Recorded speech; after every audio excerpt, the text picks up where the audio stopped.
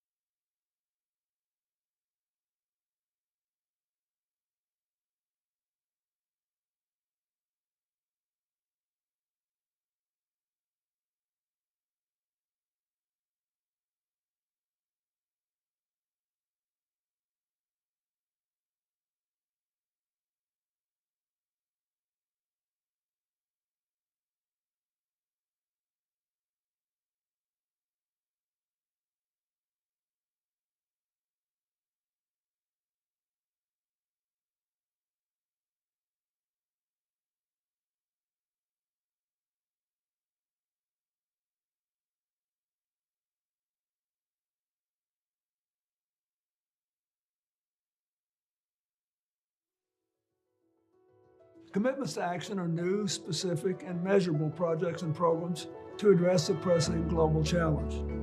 They're examples of what can be done and how you can do it. And the commitments people make at CGI really do matter.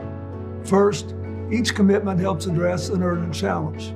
But perhaps even more important is that they're done in a way that models the kind of behavior that supports democracy and strengthens our society, that argues for why cooperation is better than conflict and inclusion is way better than division. Some people may say, oh, you're just making incremental change. But if you look at the commitments in the aggregate, there's nothing incremental about reaching 500 million people in 180 countries. It's not incremental change for the child who can go to school for the first time, or the person who can access life-saving health care, or who can start a business to support their family and lift up their community. That's transformational.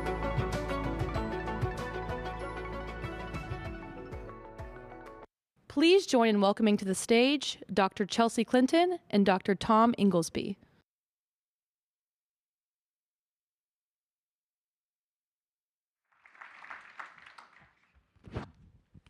Good afternoon, everyone. Tom, thank you so much for being with us. Great to be with you. I know we don't have a lot of time, so I'm just going to awkwardly jump right in, or whatever the right metaphor is when you're already sitting down. There has been so much kind of hubbub and rhetoric around artificial intelligence, around AI, particularly since the release of ChatGPT into the world. And so much of kind of the hubbub and the at least kind of rhetorical concern has been, understandably, focused on, what does this mean for our democracy, or what does this mean for our kind of broader civil society, or what does it mean kind of in education, and so some kind of very broad-based sort of existential questions, and some rather kind of specifically located, and yet very little, at least as you and I have discussed, even from our vantage points, in public health or biosecurity. And even kind of the cover of The Economist this week, right, like around AI and science, is still kind of largely focused on kind of what is the potential for kind of AI in kind of medical discovery. And so I think it struck me really that we weren't necessarily having arguably the most important kind of conversations. And so I'm so thankful for you being here today to help us at least begin to have one of those conversations. And so I wondered if we could kind of start with you sharing your perspective about where you see the real kind of potential for AI when it comes to kind of the arena of biosecurity, and where you spend so much of your time and energy and worry, and also where the real perils reside. Sure, I'm very happy to, and thank you so much for having this conversation. And I absolutely agree with the way that you just set this up, and really important to think about what AI can do for public health, and then what concerns we should address directly around AI and public health. And on the high side is incredible. I think from where I sit on a day-to-day basis, the potential contributions to preventing or rapidly responding or preparing for epidemics of infectious disease is enormous. And you imagine if we can use AI to begin to move detection forward, or to see a dengue epidemic coming much sooner than we do now. That would allow us to take interventions, to let people know what steps they can take for their own families to reduce their own family's risk or their neighborhood's risk of a dengue outbreak. Imagine if AI can begin to help us make medicines more quickly or vaccines more quickly, which they already are. Imagine if we can use AI to help us accelerate manufacturing. One of the problems in COVID was that we had medicines and vaccines in the world, but we didn't have nearly enough of them. So AI is already being used to help improve the efficiency and the accuracy of manufacturing processes. We can also see that AI is going to move diagnostic technologies to the field in low and middle income countries. People are going to be able to have tools in their hands that help them diagnose while walking around far away from tertiary healthcare systems or established hospitals. Frontline health workers will be able to use these tools to do incredible things, and to be able to help people make good decisions right at the village level or the local level. And so much of this happening, we could talk about that for a long time, about all the good that's happening in AI. But to realize the benefit of that, my worry is that we also have to take the concerns of AI head on. And I know we're going to hear in this incredible panel that follows a lot about bias and ethics. And we also have to worry about the impact on workforce, and we have to worry about intellectual property. But in our little bit of time, I think we were hoping to focus a bit on the potential downside around creating either high consequence accidents or the deliberate misuse of AI to create things that could initiate epidemics or pandemics themselves. All this good of AI could be turned on its head and could be used to do bad things, very bad things. And we need to begin that conversation right as AI is lifting so that we put the governance systems in place. We don't slow down all the incredible good of AI that's happening here and around the world, but we do put in the checks and balances and the governance systems to protect ourselves, to protect the public from something going awry on a very large scale.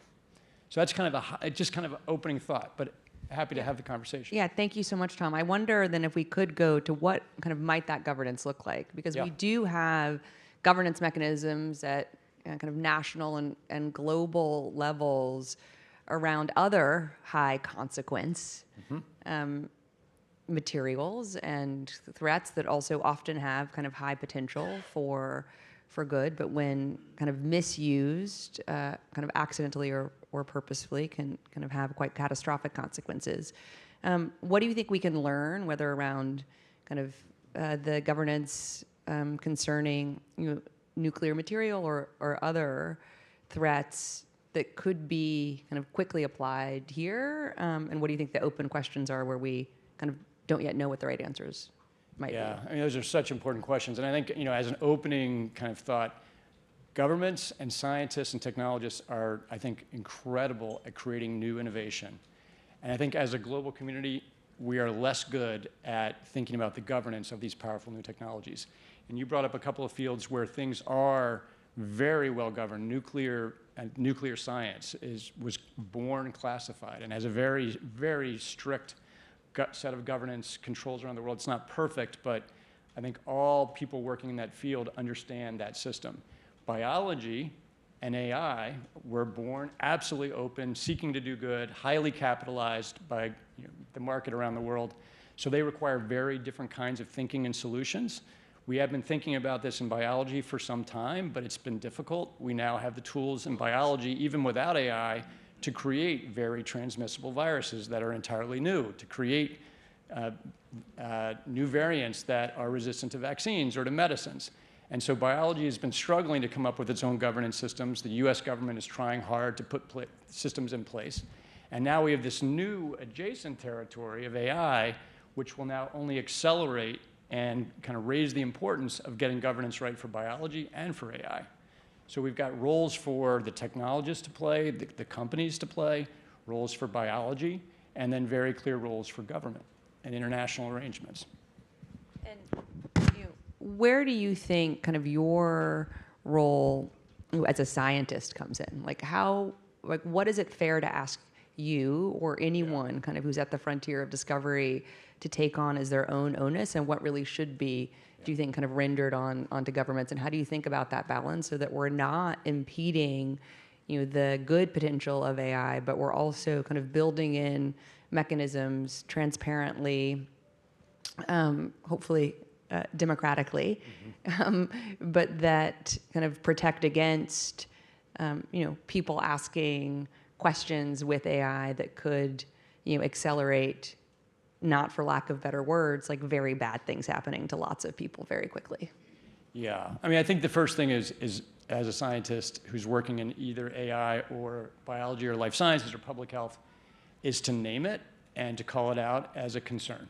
And I think many people are doing that. There are some in the field I still feel like are resistant to thinking that their wonderful science could be used to do bad things. But as very responsible members of society, we have to imagine what not only the good things that can come from our science, but the downsides of our science. So naming it and having a code of ethical norms, not only in the US or in particular countries, but around the world, that we promulgate and that we teach in schools as we rise up through these systems. Those are really important. And then I think leaders of companies, even outside of government, have a strong responsibility in self-governance, even as governments themselves are trying to get their heads around the problem and decide what is the right approach for monitoring this technology as it moves fast, what kind of independent assessments need to be done around these new AI large language models or biodesign tools.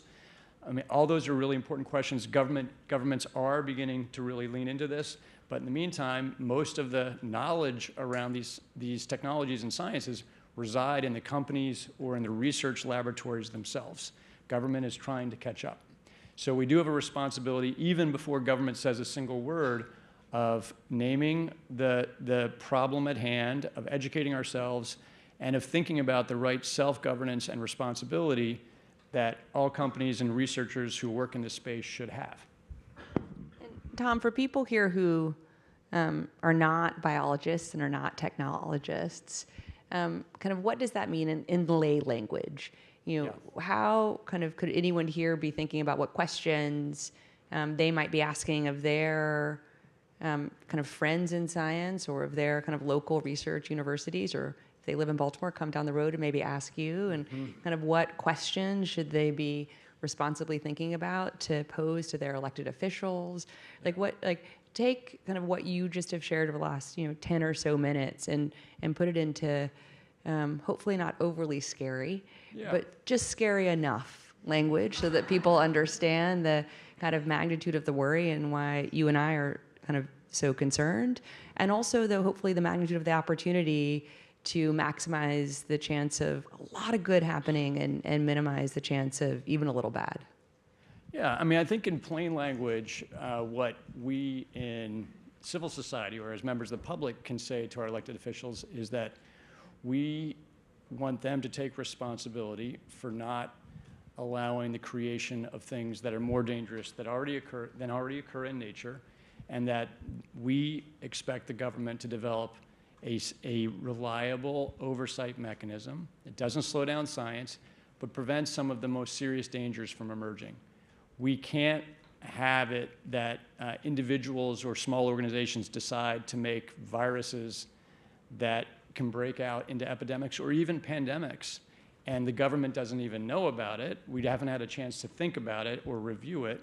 So I think we can say as a civil society that we have an expectation that our government in the US, other governments around the world, will take these matters seriously, will hire the right people to do the right monitoring, will take the risks and the benefits into consideration, and kind of find the balanced path that lets us go forward responsibly.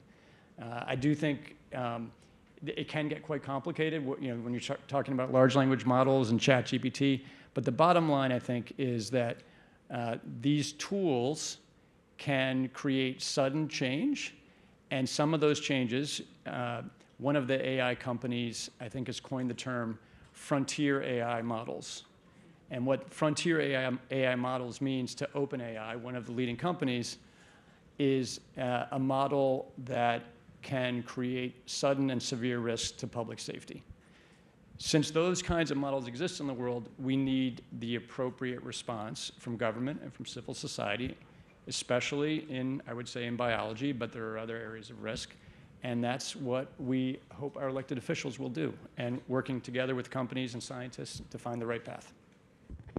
We've talked about kind of what we kind of could and hopefully should expect out of our governments and companies, both kind of in the public and the private markets.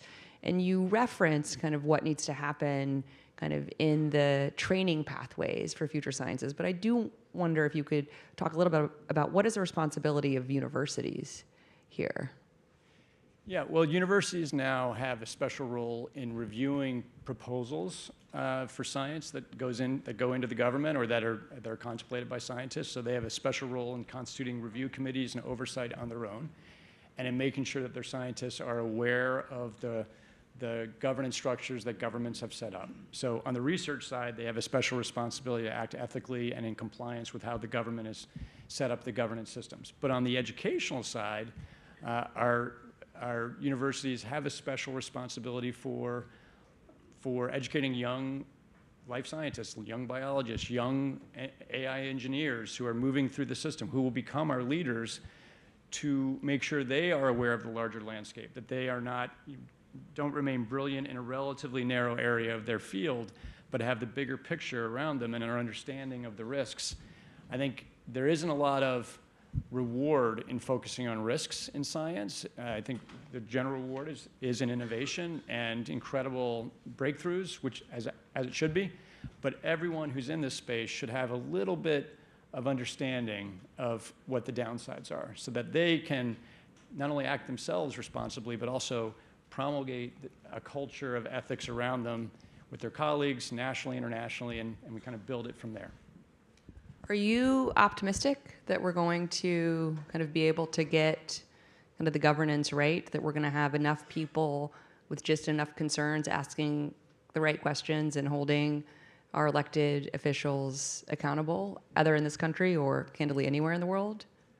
I think I am optimistic. I think it's going to take a big effort, but the White House is meeting with the leads of AI companies. The UK government has just announced a task force on frontier AI models.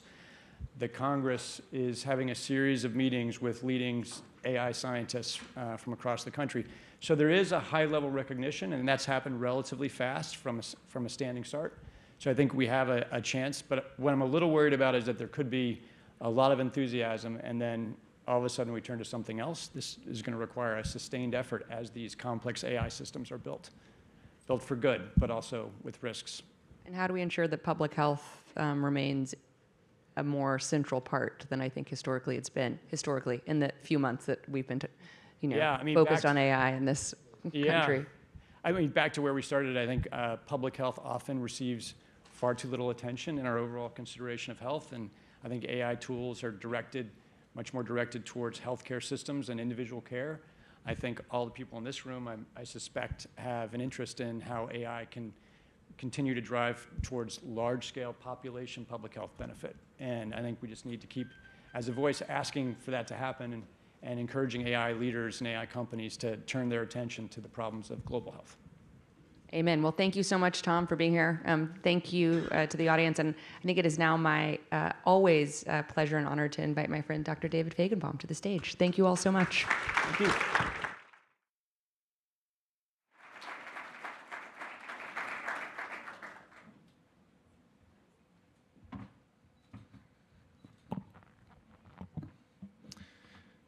Ten years ago, my doctors told me, "We've tried everything. There's nothing more that we can do." They were right. We were out of options for my rare and deadly disease. But I uncovered a hidden solution that saved my life and has the potential to save millions more. See, I knew that many diseases share the same underlying problems and could therefore be treated with the same drugs, like how thalidomide could be effective for leprosy and lymphoma, and Viagra can have its well-known use and also be effective for a rare pediatric lung disease. I discovered that one of the 3,000 drugs already FDA approved for another condition could potentially be utilized to treat me and save my life.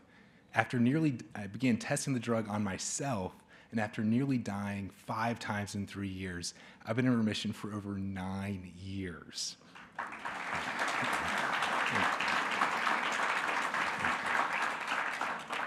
During this remission, my team at the University of Pennsylvania has repurposed 15 more drugs, and we're just getting started. Unfortunately, 75% of the 12,000 human diseases don't have a single FDA-approved therapy, despite the fact that many of these diseases could be treated with existing drugs. That means that 1 in 10 of all of you in this room and watching either has or will develop a disease without a single approved therapy that could benefit from an existing drug just like me. Unfortunately, the incentives just don't line up, especially for the 80% of drugs that are already generic and the diseases that affect populations that are disadvantaged. There are literally cures hiding in plain sight, and no one has been looking for them until recently. 1 year ago, with support from President Clinton and CGI, we announced a new commitment to action to launch Every Cure, a nonprofit organization on a mission to unlock the full potential of each and every drug to treat each and every disease possible. We've made incredible progress over this last year, utilizing artificial intelligence across the world's biomedical knowledge to identify the most promising drug repurposing opportunities across all 12,000 human diseases. And one of our top hits was for a drug that we recently utilized in a patient, and it saved his life. Now we need to continue to refine our algorithms, build out our team, and advance our most promising opportunities into clinical trials for less than 1% of what it costs to develop a new drug from scratch. And to supercharge these efforts, I'm so excited to announce today our first 5 foundational funding partners: Chan Zuckerberg Initiative, Elevate Prize Foundation, Lyda Hill Philanthropies, Emerson Collective, and Flagship Pioneering. With additional support from additional foundational funding partners, we were able to immediately advance our platform to identify repurposed treatments to save lives both rapidly and equitably. If you're interested in joining our team, I hope that you'll find us during CGI, and if you're interested in donating data, funds, and services towards our work, please visit everycure.org to learn more. Most of us in this room have been told by doctors that they've tried everything for someone that we love. What if there was a drug waiting on the pharmacy shelf that could have saved them? Please join us on our mission to unlock every cure so that no patient is ever told we've tried everything when there's a life-saving cure on the pharmacy shelf. Thank you all so, so much.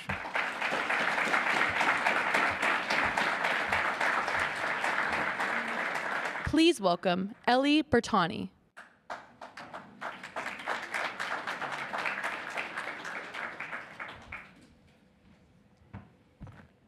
Good afternoon. People everywhere aspire to improve their lives, support their families, and contribute to their communities. But often achieving this can seem impossible. Almost 1 in 5 of the world's employed population, over 630 million people worldwide, earn too little to lift their families out of poverty. But at GitLab Foundation, we're looking to change that.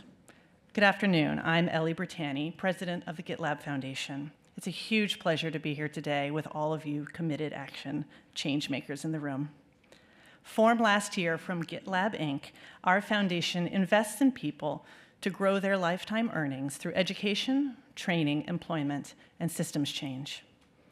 While the prevailing narrative around emerging technologies like AI has been dire, filled with uncertainty and fears of job loss, we believe that these tools can and must be harnessed responsibly to create economic opportunity for people worldwide. With that goal in mind, today we are pleased to announce our 3-year, $10 million global commitment to action to accelerate ways in which emerging technology, such as advanced data science, cloud computing, and artificial intelligence, can help drive economic mobility. This commitment extends our current work, which includes our $2 million AI for Economic Opportunity Fund, developed in partnership with OpenAI. Through this commitment, we will drive $1 billion in new income for people earning below a living wage, focusing on the US, East Africa, and Latin America. If your organization is looking to make an impact by harnessing emerging technologies, consider applying for one of our upcoming funding rounds. And if you're interested in learning or collaborating alongside us, I encourage you to connect with our team. Technology is advancing quickly and has enormous implications for our world. Together, let's seize this moment to create a future with better outcomes for all. Thank you for your support in this commitment to action.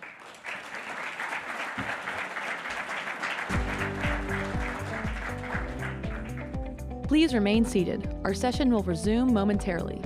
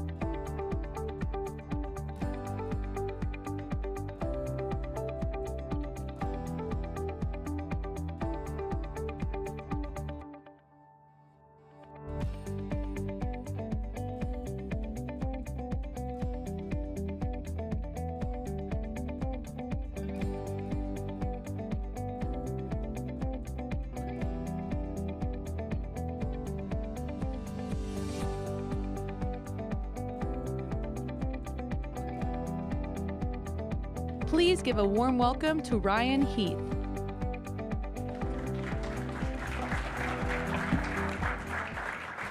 Hello, everyone. I'm your moderator for this session, the global tech correspondent at Axios. And before I invite our fantastic panelists up onto the stage, I just want to say what a service I feel Tom and Chelsea and Ellie and David have just done in really pointing out the total breadth of the impacts of AI on our lives. I can see from all of you lined up against the walls that somehow intuitively you understand that this isn't just for geeks or kids, but it's a transformative set of technologies that is really already impacting many of our lives and will end up impacting all of our lives. So we're here to demystify a little bit in this session, what can AI actually do? What will it be able to do, and what can't it do yet? On that note, I would love to welcome to the stage Kevin Scott, Chief Technology Officer at Microsoft. Welcome, Kevin.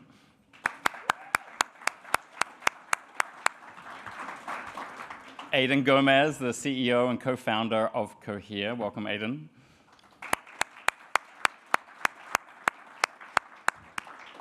Seema Kumar, who's CEO of Cure, a health innovation campus here in New York City.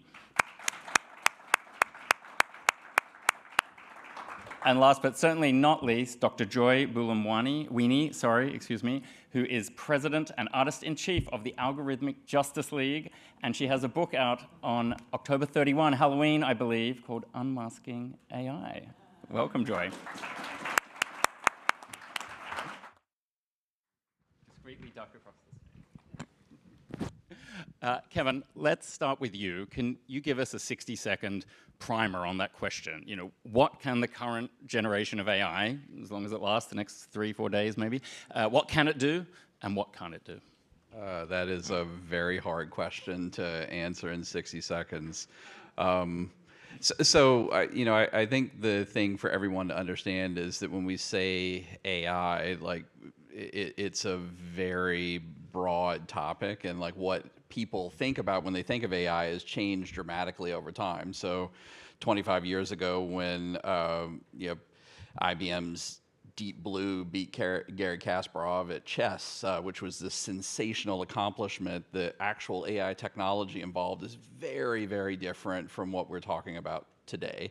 And most of the things, and Aidan can describe this much better than I can, most of the technologies that are driving the changes that we are talking about all right now are systems that learn from data, that use lots of compute to train models that are sort of mimicking some kind of cognitive processes that we don't really understand. So they assist us with accomplishing cognitive tasks, like things that you would normally think of as requiring some kind of human brain power to help solve. But even that's kind of a terrible definition. It's so it's an effort to mimic the brain, but it's not actually thinking. No, it's not. And part of the problem is we've inconveniently used the word intelligence. So we have this property of biological brains that we don't know how to measure and we don't really understand the mechanism of, and then we have claimed that we're going to go build software to try to mimic this thing that we don't know how to measure and we don't really understand. So we're already on slippery territory. Now, Aidan, you built some of the essential building blocks of this current generative AI technology. What is it? How do you sense it having changed since 2017? And what does it feel like to know that you were building a translation tool that sparked a kind of much broader revolution than just a language-based application? Yeah, so it's changed a lot, but also stayed completely the same. So the architectures that we use to train these large language models, they look extremely similar to what it was, how many years ago now? 6 years ago. But what's changed is the scale. And we just happen to live in this world where there's this convenient truth, where as you make these machines bigger, more complex, not in a sort of intelligent or insightful way, but in a naive, dumb way, by throwing more compute at it, just make it bigger, and intelligence and new capabilities emerge. And so in some ways, it's, of course, the same fundamental building block, which is the transformer. But the types of stuff that we're seeing today, I just had no expectation we would see. I remember when we were actually doing the work, when we were writing the paper, all of us thought, this is amazing. We made translation 2% better. And that was what we thought our impact was. That's what we thought the paper was going to do. Which would have been a good paper. Which would have been an amazing paper. That was enough. We were excited about that. And now it's turned into something extraordinary, beyond my wildest dreams. I often say that, I had left Google Brain. I had returned to school in Toronto. I got an email from my collaborator, and the subject line was, "Aidan, look at this." And in the body of that email, it was a Wikipedia article, and the title was The Transformer, and it talked about this Japanese punk rock band that had broken up, gotten back together, and I was reading, and then at the very bottom it said, "Aidan, I only wrote The Transformer. A model wrote this." And now we take that for granted. Now that's normal. Now that's the least of what these models can do. But back then, something that I thought, by the end of my career in 30, 40 years, I really hope humanity has something like that. It showed up at our feet. And so for me, it was a huge shock. And just a quick follow-up. Do you worry that people sometimes expect too much of this technology, that, in some ways it's just a very fancy autocomplete at this point, like with your text messages, and people expect it to solve climate change or something like that? What's the frame of reference we need to apply to what we can expect from this? Yeah, I mean, I'm scared of people extrapolating. I was saying to Joy, moments ago, we're thrown into this state of shock because this was something that we all, in the field, us closest to the technology, we thought it was going to come in maybe half a century, and then it showed up at our feet. And so that's a gut-wrenching thing. Even if you're the person close to it, you are just thrown into total uncertainty about what can come. And a lot of people have, as a consequence, leaned on extrapolation, and now they say, okay, if I was wrong about that, anything could happen in the next 10 years. These things could do anything. I think that's the wrong approach. I think that it's super exciting that we've got here, but there are very clear limitations to the technology. There's lots of bugs. Like Kevin points out, it doesn't work like a human brain, and so reasoning capabilities need to be worked out. And I am nervous of people deploying the technology in scenarios that aren't appropriate, scenarios where the costs of a mistake or an error are too high. And so I think it'll take time for us to work through those bugs and create the safeguards around the technology that let us deploy it in highly sensitive, high-stakes scenarios. And in some ways, we're having these debates at a much more rapid clip than we ever did around social media or other generations of technology, which is encouraging without guaranteeing we take the right path. Seema, you work in one of those fields, health, where we heard from Tom and Chelsea the extreme potential and also downside risk depending on how the tech is developed and deployed. And your job is to really sort of supercharge the innovation. So where do you see the most promising potential, and how, building on what sort of Tom was telling us, how does the machine learning work in drug discovery and other fields that you're focused on? Yeah, of course, AI in health, and AI with the broad definition of AI and machine learning, supercomputing, large data sets, it's not new actually in the biological enterprise. So when the Human Genome Project was completed, actually under the Clinton presidency, we already were sort of struggling with the big data set we had. And now the data sets we have in biology, so big data is a big problem in biology. So when you have massive data sets, it's almost impossible to really, extract the most value out of it, which is what we want to do if we want to solve, some of the most intractable diseases. Then you do need AI.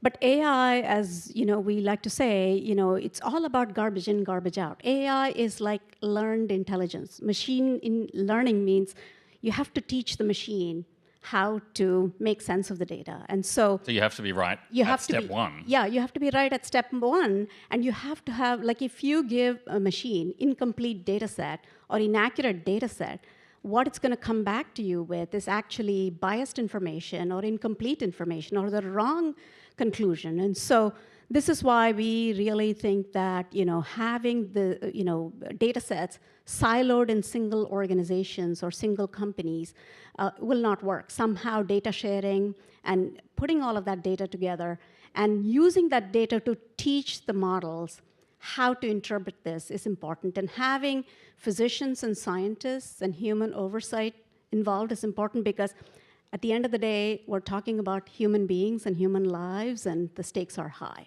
But the opportunity is extraordinary because already it's accelerating drug discovery. During the pandemic, it allowed us to stay one step ahead of the virus. It can actually reduce costs in the system by actually eliminating things that actually don't work. Nowadays we spend a lot of money on clinical trials, come to find out towards the end that this doesn't actually work. So predictive modeling, already there's a company at Cure that's doing predictive modeling to kind of identify things that are not going to work. So you don't even enter. You can fail quicker. You could fail quicker. And so a lot happening already in biology. We haven't even scratched the surface, because if you think about cancer vaccines and the work going on now, I mean, what AI can do is just extraordinary, but we do need the governance to make sure that we are using it for good. Perfect note to bring you in, Joy. We know, even in the health field, what works in a white population in Sweden isn't necessarily going to work in a more diverse population like the United States. And you have been a very effective conscience of people involved in AI. So I want you to bring that to the discussion here. How can AI amplify bias and discrimination, and what are the most productive steps people in this room or watching online can take to make sure they're not part of amplifying that sort of bias and discrimination? Thank you for that question. I think going back to the description of AI being pattern recognition, when we're looking at the ways in which we are learning various patterns from data sets, I think about what I call power shadows.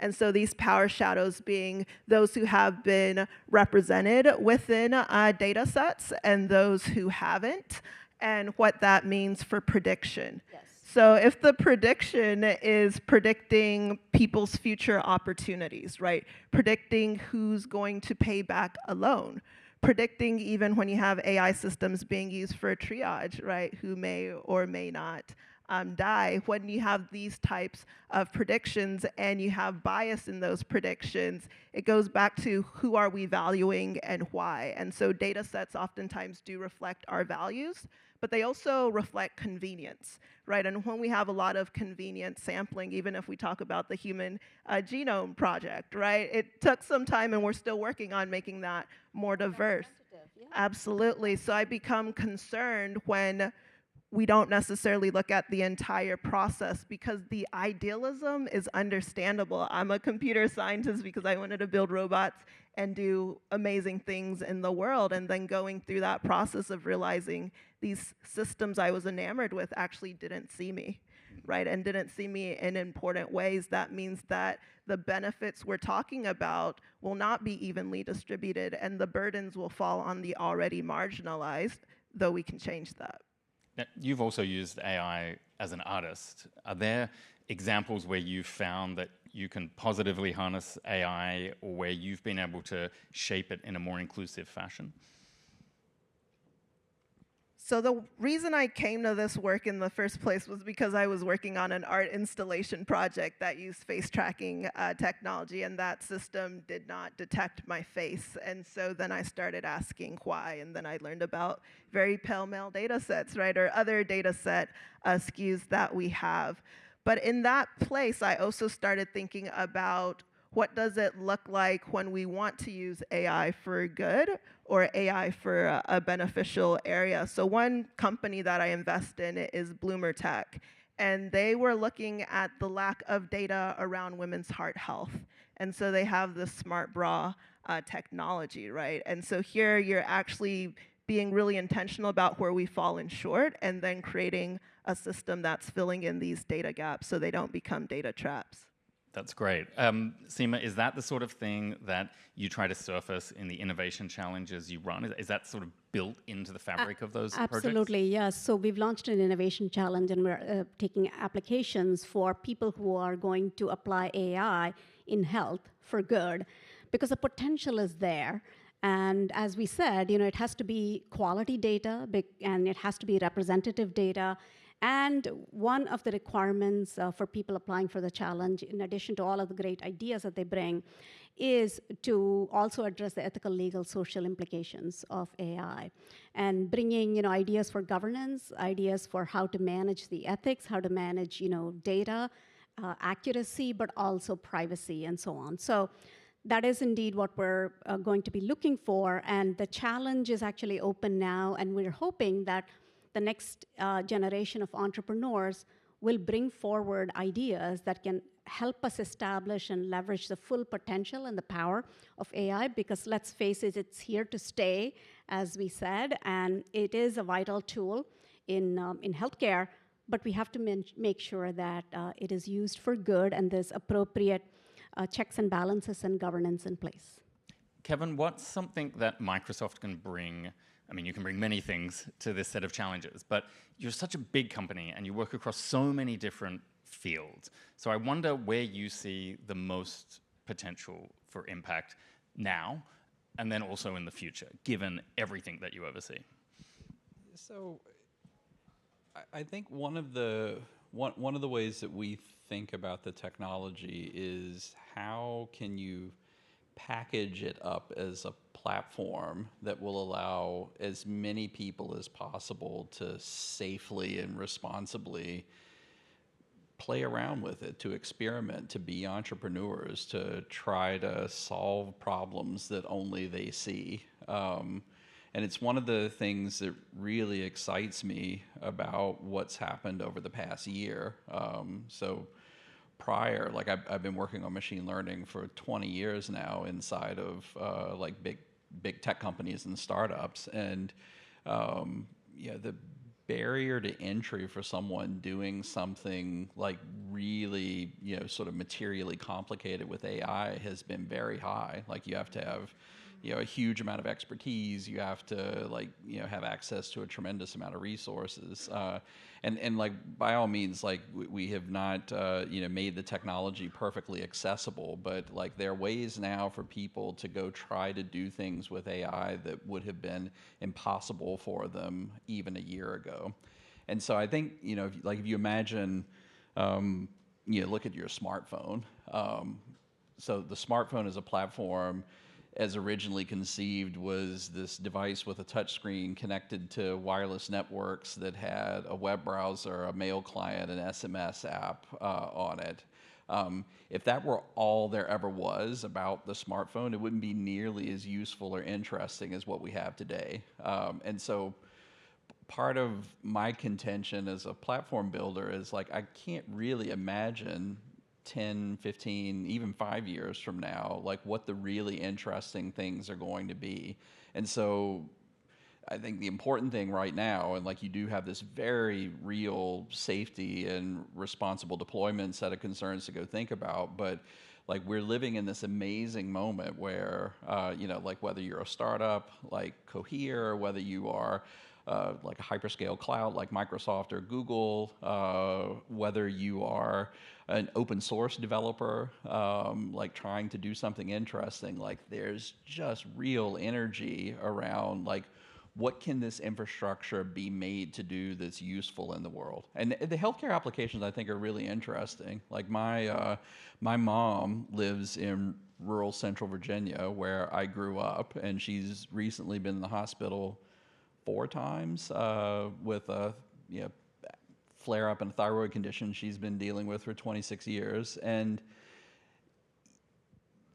the access that she has to healthcare is not the same as the access I have to high-quality healthcare. And like that is a thing, again, not an easy thing to do, but something that like maybe AI can address to like help us figure out how to smooth out that access to higher quality healthcare, no matter where you live. Yeah, and those are the kinds of ideas that we're looking for at Cure, right? Yep. Is how do you bring AI and leverage it for good? Because let's face it, our healthcare system is broken. It's not good. It's not equitable. It's not democratized. And I think that we have the ability to democratize healthcare and access to information by using AI. We just have to make sure that we as society come together and put in all of the governance in place so that we can make sure that it's used for good and not for good. When did we declare the war on cancer? 1975, and look where we are in cancer today. I think that AI has an ability to really help us leapfrog. So as we think about all of those intractable and yet inspiring challenges, I think we're also going to be in a zone in the middle, which is some of the work that you're doing right now, Aidan, which is not to minimize it at all, but we're going to see companies integrating chatbots and other forms of AI, and they're going to squeeze value out of that, and a lot of the data is going to be with these enterprises. As we work on all the big social challenges, like a lot of our day-to-day experiences are going to be in the workplace, and that's the sort of stuff that you work on there. How do you see that playing out? How do you expect companies to be making use of Gen AI over the next sort of 6-12 months? Yeah, I think the opportunity to really transform work in the future is one that I'm excited about. Kevin started off by describing the cognitive functions that these models can perform. And I think one really interesting fact of history is that while maybe 10 years ago we thought that physical labor would be the first to be automated, by a massive shock, it turns out that intellectual labor is the first one that seems most plausibly automated. And so I think work is going to change. What we're going to do is, I hope, take out those menial, laborious tasks that aren't fulfilling and automate those away, because now we can hand those to smart chatbots, which can just go off and do it for you. And instead... Sorry to all newly graduated lawyers. There's a lot of your work that's going to disappear. Well, that's an important one where I definitely want a human in the loop, right? Like similar to healthcare, law, all of these areas. I think it's crucial that we keep that element. And the focus should be on making work easier, more fulfilling, more enjoyable, and taking away the menial, boring. And when you look under the hood of how your customers are using your products, do you see it trending like that, or is it something that's going to take time and people are just all randomly experimenting at the moment? Yeah, I'd say there's two different fronts that are being pushed on at the moment. On one side, it's internal facing, and it's all about efficiency and taking away those small repetitive tasks and just automating them with language models. The other front is external facing. It's on the product front. We just, now we exist in a world where we can talk to computers, we can talk to systems, we can talk to products. And so that opens up like a totally new horizon of product opportunities to explore. So those are the two things that I'm seeing a lot of: internal efficiency and then external, completely new product experiences. Kevin, you wanted to jump in, but I see Joy is motioning as well. Joy. Yes, the rhetoric of efficiency, I think, can sometimes be dangerous when we are talking about jobs that are perceived to be menial or boring, but those are meaningful jobs for the people who have them. I'm thinking about a nonprofit. I want to say it was the National Eating Disorder Association. They had some of their employees, they wanted to unionize, and they decided to fire the staff and instead replace them with a chatbot. The chatbot then that was May 25th. The headline was, the staff have been fired. May 28th-ish, or a few days later, the headline was, they've been replaced by AI, but the AI is actually providing information that's known to make eating disorders worse. And so I think about almost what I've been calling an apprentice gap, because to get to mastery, you go through the menial at some point, right? You have to get the basics, you have to get the fundamentals. So if we're automating away that part of it, right, will we then be creating the last experts? And then when they go, how are we replenishing it as well? So that's something I think about, and I wonder how you think about it as well. Yeah, I think that certainly that example falls into the category of places where we don't want to take humans out of the loop when we're interacting with very vulnerable individuals who need our support. That's a place where I really want to make sure they're interacting with a human and not some automated system. But in general, the notion of retraining and helping employees move forward and move through this, what was the word you used, the gap, the apprentice gap. Apprentice. I think, yeah, that's a place that we really need to focus on, and that public policy should definitely take a leading voice in. We need to have some charge to help the folks who are going to be impacted by automation and these sorts of changes up level and get through that apprentice gap and have a position to take without being completely displaced. I'm really optimistic that the technology isn't going to be one that en masse displaces humans. I think it's much more likely we'll see it as a augmentative force. It will sit next to us, and you'll be able to do much more by guiding these agents as opposed to completely eliminating you. That example is terrible, and I'm very sorry that happened. Yeah, I would agree with both of you, because so on the one hand, you don't want to actually have, that is an example of AI being not used for good and for bad. But if you think about from your example, if you think about the healthcare system, it's overburdened. Physicians, the number of cases they see every day and what they do, healthcare workers who are working, they're overburdened, right? And if AI can sort of remove some of the burden of the day-to-day, it makes healthcare better. So it can be used for good, or it can be used I've got an example you might like, Seema. So I did a story out this morning, and it was around the use of AI in mental health. And so there it wasn't about, would the AI replace humans? It was, could the AI do things that humans are simply not doing at the moment because no one's funding it or they don't have time? And what I learned in the course of researching that was that GPs, for example, often the first point of contact if you think you are depressed, anxious, PTSD, etc., they can only correctly diagnose depression in about 50% of cases. And it takes about 4 times as long to do the clinical assessment if there's no form of AI in the process. So now there are a couple of actually clinically certified tools, a company called Limbic AI in the UK and Kintsugi here in the US. And they use competing approaches, not saying one's good or bad. One is about using voice analysis to detect the severity and urgency of the problem based on your voice when you're interacting with the AI. That's Kintsugi. And in the UK, it's more like a e-triage chatbot situation that has been able to massively reduce misdiagnosis, get more people in the door. They've done 200,000 people in the British National Health Service now. So it's not a theoretical paper situation, it's a real life situation. But I wonder what you think about those sort of situations. Is that where some of the promise of AI lies?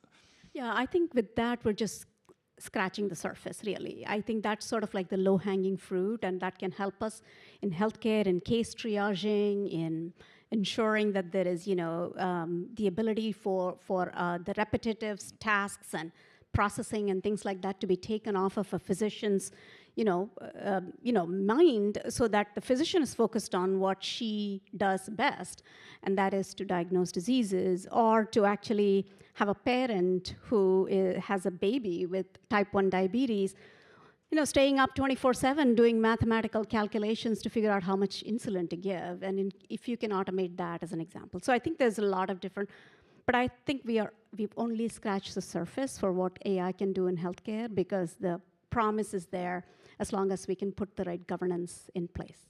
Joy, final word to you. We're in the final countdown.